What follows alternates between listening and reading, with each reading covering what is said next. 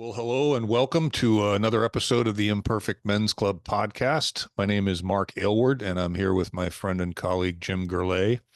And Jim and I were just chatting, catching up, and based on a couple of recent events, parties, visitors, conversations, we decided we'd talk about immigration today and where that sits on our foundational flywheel of life is in the worldview category. And one of the interesting things, Jim, that came out of our brief kind of pre-discussion was how many different ways that this issue can be looked at depending on who you are and where you are, and maybe to some extent what you do. And it became pretty evident pretty quickly that there's no one way of looking at this. But if I were to put it in context before I throw it over to you, I would say we have a current immigration problem. I think the world, not every country, because some countries they'll throw you in jail or kill you. They don't let anybody in. But most countries are pretty soft nowadays because the world seems to think that people from some countries should be able to come to our country without any indication of who they are, or what their history is, or what qualifications they have. So my personal opinion is, of course, I'm the grandson of immigrants. Most of us can trace to immigration pretty quickly, you know. So I absolutely think that immigration makes us richer. It makes us more interesting. It adds to the culture. Some of the immigrants that are coming in are willing to do work that we're no longer willing to do. So there's a lot of positives there, but boy, I'm completely against no assessment process whatsoever. Just come on over. We don't have to know what your name is. We don't have to know if that's your child. We don't have to know if you have a criminal record. I mean, that's fucking ridiculous. You know, Jim, I don't know how you feel about it. I mean, I do to some extent, but I'd love to hear your take on that.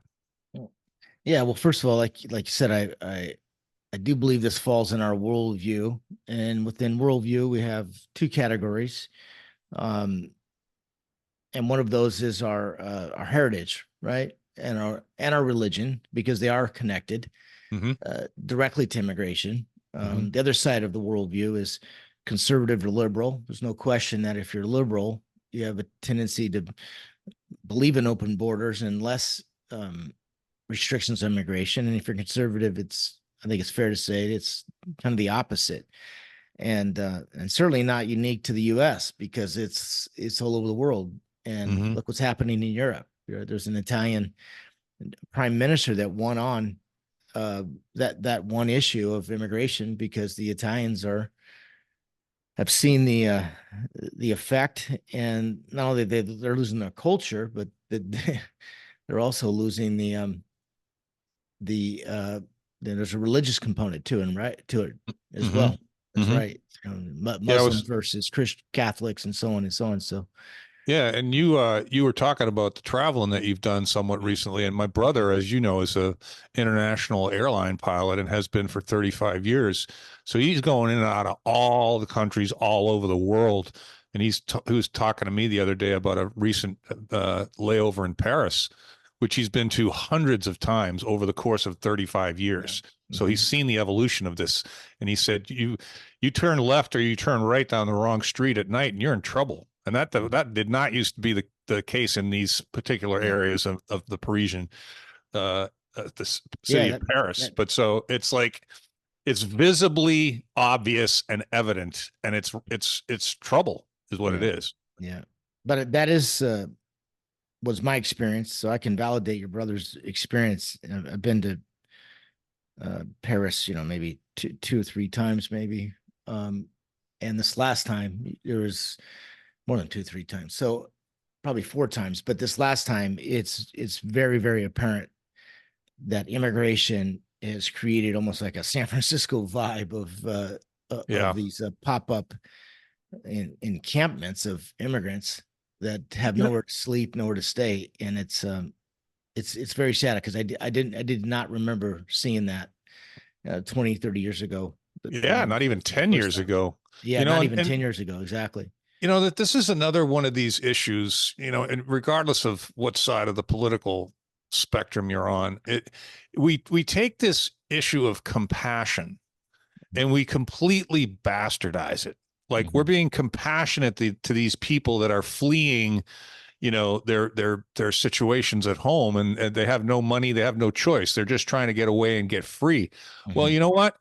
A percentage of them are, but a large percentage of them are not, you Mhm. know, and we're abusing the issue of compassion again. We do it with everything, right? Mhm. There's nothing compassionate about an open border for anybody, right? There's nothing compassionate about somebody that had paid taxes their entire life, and then when they get sick, they would get health benefits, and there's nothing there for them, Yep. or they have to burn through their entire life savings just to stay alive.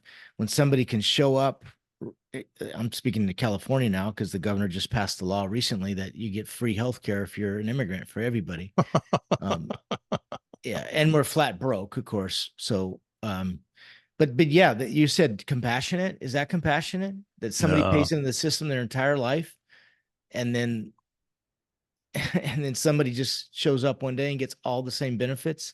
Yeah, there's not an analogy for that anywhere in life where it makes Yeah. sense. And what's interesting is, as I told you, we've both had a couple of interesting views of this issue of immigration. Yours are somewhat related to international sports, I guess I could say, Yeah. and Yeah. mine are related to helping immigrants in the workforce that come here from other countries. And for 30 years, I helped them Hmm. off and on get visas, get green cards, go through congratulatory celebrations with them.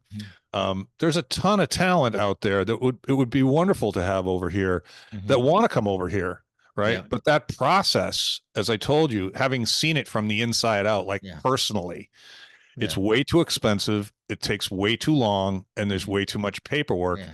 But it's a government process, so those things shouldn't surprise us. But I Yeah. think if we spent a lot more time and energy on the process, streamlining the process, making it easier, but still making people qualify, like, Mhm. and I'd like to go back to the days when you call a company, they only speak to you in English. I mean, if you're going to live here, you should know the language. There's and most of the people that I helped that came over here and stayed here legally, they went from a work visa, an F1 visa, a student visa, whatever, and turned it into a green card by working hard, doing good work, collecting a paycheck, paying taxes, and learning about our history and our culture. Um, they're the ones that are most adamantly opposed to illegal immigration, Yeah. and I don't think that's Th- ironic. I think it's interesting. Yeah. This also leads to just recent few days. We've had a number of different events, conversations that come up, and there's one thread, or there's one um, conversation always happens, and there is a solution to it. And this, I think, applies to your life. It sounds like your grandparents are immigrants, just like my grandparents are immigrants. But there's one thing that is, I think, different today than then. Not that then was better, it was, or worse. It was just different, and that is that you were everybody came in. Uh, the first priority was to become an American and to buy into what it is to be an American. Mm-hmm. And there was this what's referred to as the American experiment that was way better than what they left. And they were willing to take that risk, but you had to buy in. I often, people ask me, oh, because my grandmother, on my dad's side, my grandmother and grandfather spoke Spanish fluently to each other, right? I remember Mm-hmm. that as a child, and on my mom's side, my grandfather passed away. My mom was too, but that side spoke Italian, um, because we're Swiss Italian. So you did have these two choices, but both of them were American first. And so people said, "Oh, that's too bad you don't speak Spanish," or "That's too bad that you didn't learn how to speak Italian." I said, I am. I don't see it that way. I see it as there was a decision made for both my mom and my father that those kids are gonna speak English. They're gonna buy into to what it is to be an American, and I've benefited greatly because of that, and so have they. Yep. But we were Yep. Americans first, and our nationality and our heritage, or whatever you want to call it, was second. I think another thing that's important that we do this is separate where somebody's from their religion, because it doesn't always go together. Yeah. Sure, you can make an assumptions, right? But you can be from a different place. That doesn't mean your religion comes with you. Your Mhm. heritage and your religion could be different. And Yep. there's often a lot of people that come here um, to escape their forced upon um, religion. That's why they came here. So Yeah. Yeah. yeah, I Well, want it's to kind of balance out the conversation by yeah, that's why we all came here originally back in the 1600s, right? It's absolutely. we were escaping the tyranny of the British rule. But yeah, Hmm. no, I mean it's like if you break it down, as you like to say, the other angle is, what do you do if you're in southern Texas or Arizona or Yeah. Southern California? What the and it's not even limited to that anymore. You're hearing stories about Michigan, you're hearing stories about Massachusetts and New Hampshire. And when I say stories, I say bad things happening. And we get to when we finally get to the identity of the guy that did it, in these cases, it's an illegal immigrant. Hmm. That's not that crime in the United States is only committed by illegal immigrants. That's not what I'm saying. I'm just saying we're blowing up the crime statistics in part because we're letting criminals into the country. And Yeah. it's almost like if you say that you're a racist, or you hate immigrants. Donald Trump gets blamed for hate. He doesn't hate immigrants. He hates MS-16 or MS-13 or whatever they are. Uh-huh. And we're packing these topics together, and it's the messaging is really cloudy, and it's like people that don't look into this stuff often will say, those videos are fake. That's not what's going on. I'm like, that's like saying, Yeah. it's like saying they stay this Trump assassination attempt was staged. These people are out there. But I think the other two really bad byproducts of this are sex trafficking of young kids, and the influx of fentanyl and all of the deaths that it's causing. And the fentanyl is coming from China to Mexico and then over the Mexican border, as I understand it. So, and those are, I mean, there's nothing compassionate about that. And we're not doing anything about it. We're literally not doing anything about it, Jim. Yeah, again, I'm speechless because that is way above our all we can do is cast a vote every 4 years on Yep. this. This is a federal issue. It's not a state issue. And even though states are trying to do something about it, you have to admire the governor of Texas and even a few others that have pushed back as best they could. But this is and it's very politically driven. So, but let's go positive, because again, the problem with this particular topic, you can go negative, negative, negative, and it doesn't go anywhere, right? It Yeah. doesn't go anywhere. So, but share some positive immigration stories that you've experienced. Like I said, to get somebody a job is one thing, but to get them a working visa is a huge accomplishment, and it's a life changer for some of these people I'm sure that you've helped, right? But Yeah. it's what comes to mind if you think about over the years? I'm sure there's been a couple that if it hadn't been for um, your involvement, whether it was matching them with an employer or working with the immigration attorney. But share a story, a positive story. Well, no, I had quite a few of them. I mean, since my work was mostly involving information technology, the people that I was bringing over and helping come over and help them stay were fine, upstanding citizens of their respective countries. Some of them were educated over here and stayed on student visas, which is a separate channel that you can go down. And that visa, at least last I checked, was good for about 3 years. Mm-hmm. So you could graduate from college, then you could work for 3 years. And what I did is with a couple of colleagues of mine for, I don't know, I think it was about 5 or 6 years, because I was in staffing for a long, long, long time, is we developed a program for graduates from other countries that were on student visas, and we would take them to clients in the greater Boston area at the time, financial institutions and stuff like that. And these institutions at that point in time, they were already accustomed to hiring people from other countries. They've been doing it for years, and mostly from India and China in this case, some Brits, some Germans. Those just seem to be where the pockets of IT influence were. But we go to companies here and say, look, This guy got a visa for 3 years. You don't have to pay for anything for 3 years, and you're going to have 3 years to see whether this kid is worthy of investing $5,000 in to get him a green card. Mhm. But I've done the vetting, and I've technically screened them through some friends of mine that are very senior technical resources, and we convinced quite a few companies for a while to take these kids in. And the agreement was, if you want to hire them in 3 years, you're going to have to pick up the cost of their green card, or we'll negotiate that you can share the cost with them. You have to contribute in some capacity. I see. So And you wrote it into their employment contract right from the beginning. yeah, we and it was pretty creative, and companies really liked it Mhm. because we only brought the cream of the crop. I mean, if I had just a certain example, if I had a crop of, or a group of 10 people from India, I might present the top two in that group, or even the top one. So the people they were getting from us were very, very talented. Mhm. And so the other part of that argument is 3 years is a long time. I can't guarantee you anyone's even going to stay with you for 3 years, American or foreign, you Yeah. know?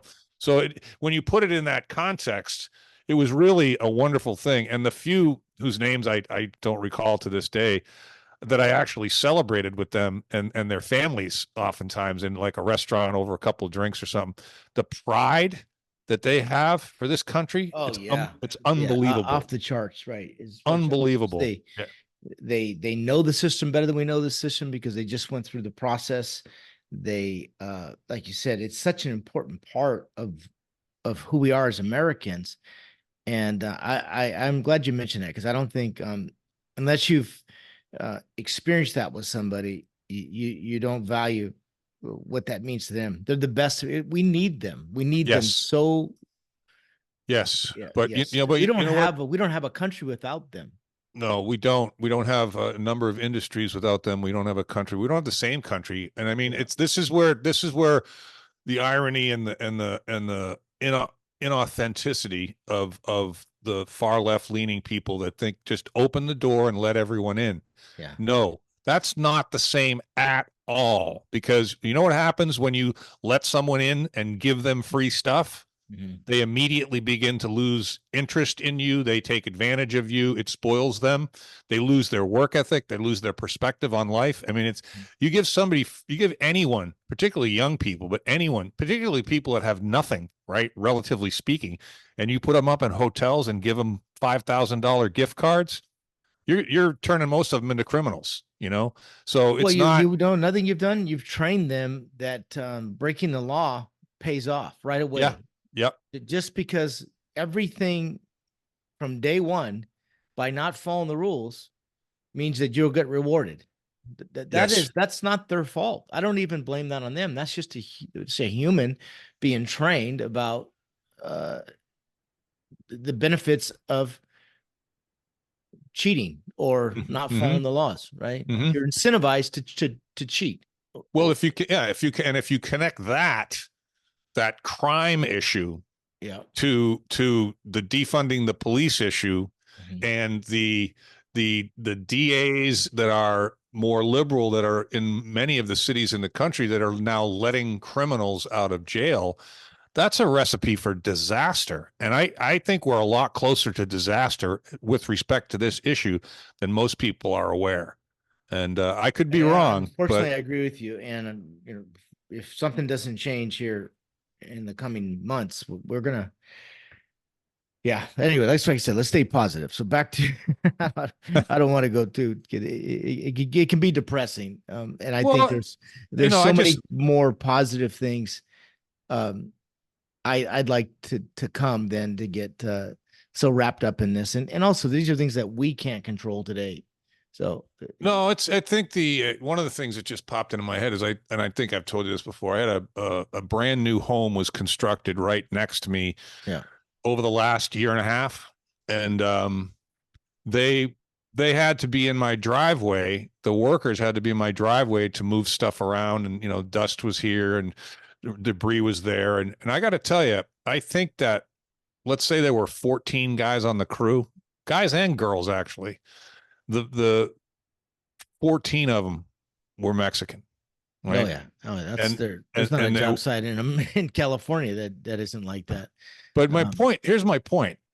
They were smiling, yep. laughing, Hardworking. working their asses off, Yep. and they would break for lunch and they would find shade under a tree and they'd take Yep. their lunchbox out and they'd turn their music on Yep. and they just talk and talk and they were polite to me. Yeah. They cleaned up after themselves. I have no idea what the status of their citizenship is, but I would suspect some of them probably had cards and Yeah. some of them probably didn't, you Right. know. And But you know what, Mark, that's no different than the Irish coming over in the beginning as far as construction workers, and then a lot of them yep, became cops. And yep, uh, so, uh, again, I think that's cool that you celebrate that. You're definitely not looking down at them, no, and we need them no, here for those no. jobs. But I think that if to your point, if they're working hard, they're collecting a paycheck, they're doing hard work too. It's not, I mean, Yeah. they're on the roof in the sun in the summer in Florida. So this is not, but they have work ethics. So it's like Yeah.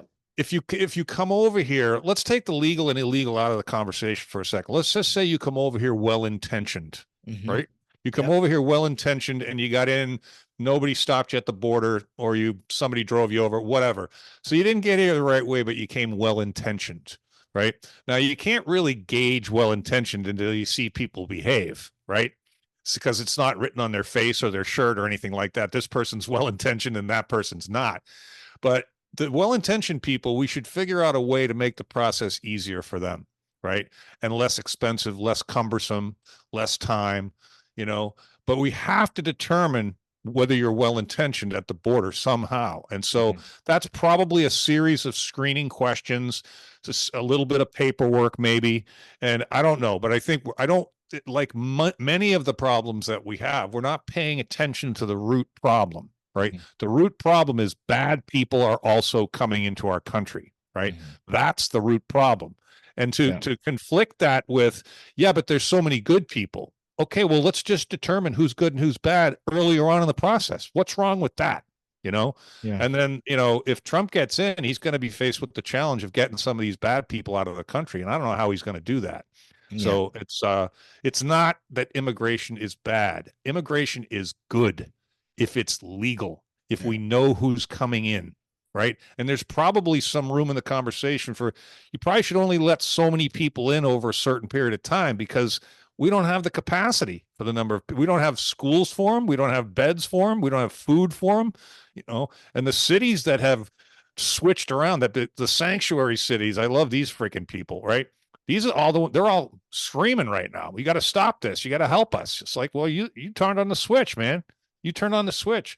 We'll help you if we can, but let's stop the faucet. Let's turn the faucet off for a second and step back and say, what the fuck is going on here? You know? So no, I think there's tons of reasons to continue the flow of well-intentioned immigrants from all over the world. Yep. Back to being going positive. Try- trying to loop back to being positive. I don't know what to do with that one. I Well, think there's a difference, but go ahead. Yeah. no, I think the positive thing is being squashed and the attention's being taken from it because it's being coupled just with we have an immigration problem, but I think the like going back to what you said, I was in Boston, my dad grew up in Boston.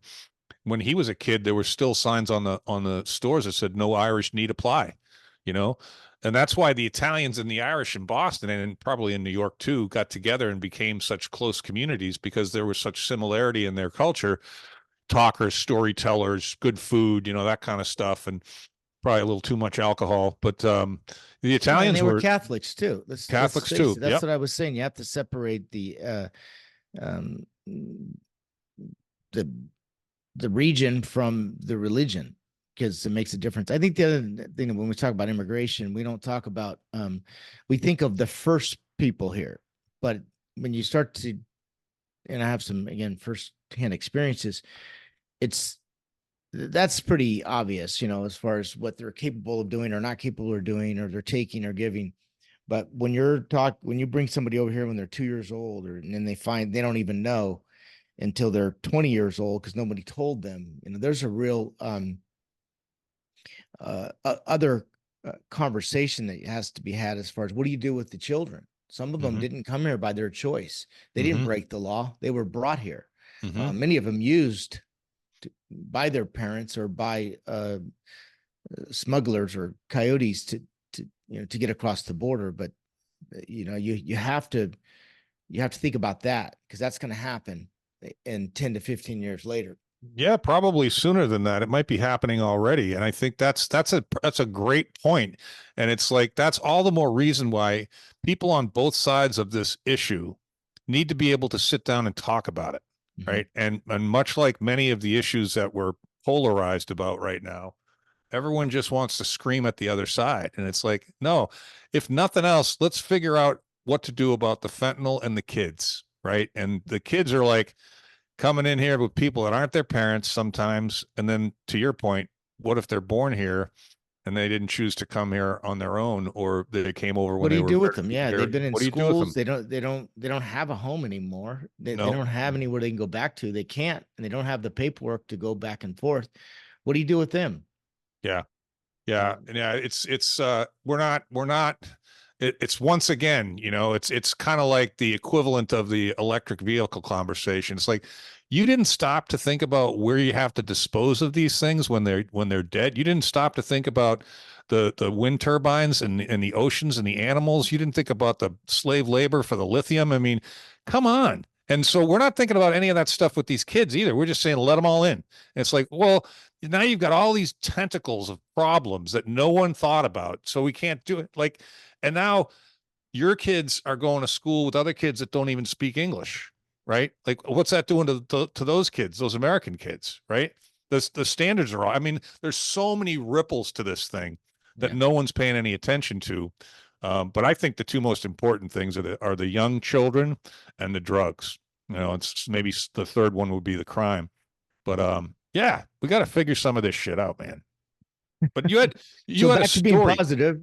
Yeah, you had a very we started with this topic because you had a really uplifting story. You want to Yeah, I've got quite a. I've actually got a handful of stories that again that I remember. Well, I'll just start off with two, but one recently. This is a friend of my wife's is from Venezuela. Really nice gal. Came here. I think some pretty difficult circumstances a few years ago, and got here. Was able to get her working visa, so she doesn't have a green card, but I think she can work here. And then she met a guy, great guy. He's like a general manager of a movie theater, really smart guy. And they were here for dinner a couple of months ago. To find out that he was brought here when he was young. Now he speaks perfectly good English. He is a super talented guy, but he doesn't have paperwork, right? This is the best of what America has to offer, but he Mhm. cannot go back and forth. And so it creates a tremendous amount of anxiety. And Mhm. there's no, at the moment, there's no pathway for him. And it's very limited, right? Like he cannot leave the country. So Yeah. that's just one example but he pays taxes.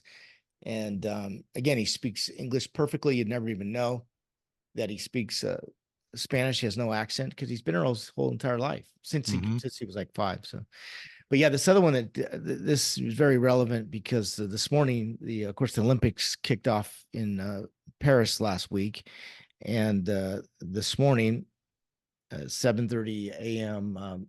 California time, the USA Rugby Sevens. So this is when there's many different events in the Olympics, but rugby sevens. There's two in rugby. There's actually 3 games. There's 15s. That's what I played. There's 11s. That's referred to as league. I played union, and then there's sevens, and there's seven on each side. Right. There's 3 different games. So in the Olympics, they play sevens, and it's a big deal to represent your country, right? Hmm. So they played France this morning, and one of the players on the U.S. team, and actually was the captain, Nyama had played on my high school team, and there's kind of a cool story because he was I think like maybe a sophomore, and he was it was a club team, so it wasn't part of the high school, but it was just high school age, and very, very good player. His brother was very good too. His brother was like a senior, and he got in some trouble because he ran off the field and punched the guy because his brother getting tackled, and so we got him through that.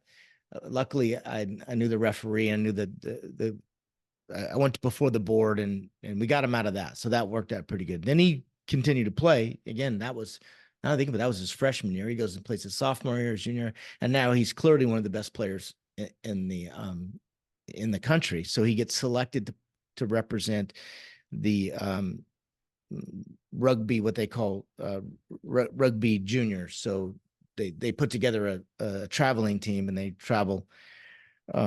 This particular tour was to Canada.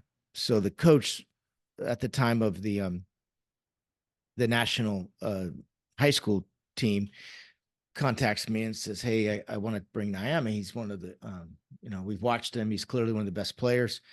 I said, "Yeah, let me see what I can do." Oh, and then by the way, it was only like a week before the tournament, but before they had to go to Canada. I said, "I'll reach out to his mom because he's half Samoan, half Tongan." And I knew the mother and family really well. So I said, "Let me reach out to the parents because I want to check his paperwork to make sure he has paperwork, right? If you don't have, don't just assume because he's here that he has paperwork." Well, sure enough, when I talked to the mother, she says, "No, he doesn't have." I said, "Does he have a passport? Does he have a birth certificate?" Of course, he didn't have anything. And the tournament's like in 5 days, or they leave. So I ended up, I said, "Well, where's he born?" So it turns out he was born here, which is unusual. Usually there's, because I have another story with another family, just the opposite problem. They were born in Tonga, but no paperwork. Anyway, so I said, if he was born in Alameda County, then we can go down to the county recorder's office to get the birth certificate. So in a matter of 72 hours, I was able to get the birth certificate. And then with the birth certificate, then you can go to the U.S. Embassy in San Francisco, not embassy, the U.S. Immigration office, wasn't the embassy. And they can issue a passport. So within 72 hours, we were able to get him his birth certificate and then his passport. And then I have a picture of him. I picked him up, and there was 2 other players that were on that team as well. And yeah, and there he is. There's a picture I have of him and there are 3 other boys, because I had to pick him up at like 4:00 in the morning to get him to the airport. And then now here he is representing the country. Yeah, man, that's a cool story. And Yeah. and just a great kid. So, and he's, we also talked to about the commitment he's made to the country. These Olympians don't make that much money. It's a huge sacrifice, and he's been playing that, so that's cool. Another one comes to mind is another rugby. This family was from Tonga, and I knew the mother. I knew the father. The father had passed away. It's kind of a sad sort of story, but they had 3 brothers, and same thing. They have a good rugby season. These are let's just say NFL genetics, if you know what I mean. Yeah. NFL. These guys are 6'5", a natural 240 pounds. They run a 4.7, no problem. These are just genetic freaks. But they clearly had the attributes to be a Division I football player. But same thing. They start getting their senior year, and there's no paperwork.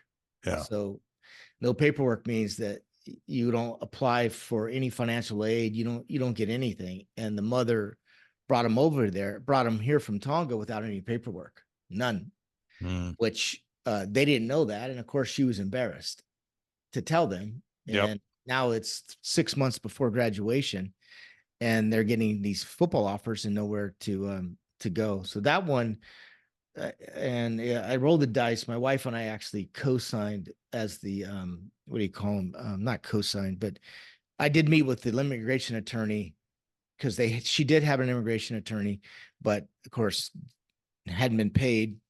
So she explained the situation. They needed a sponsor, but they don't have to be a sponsor. You have to have a certain amount of income, and they didn't have any friends that could verify the income.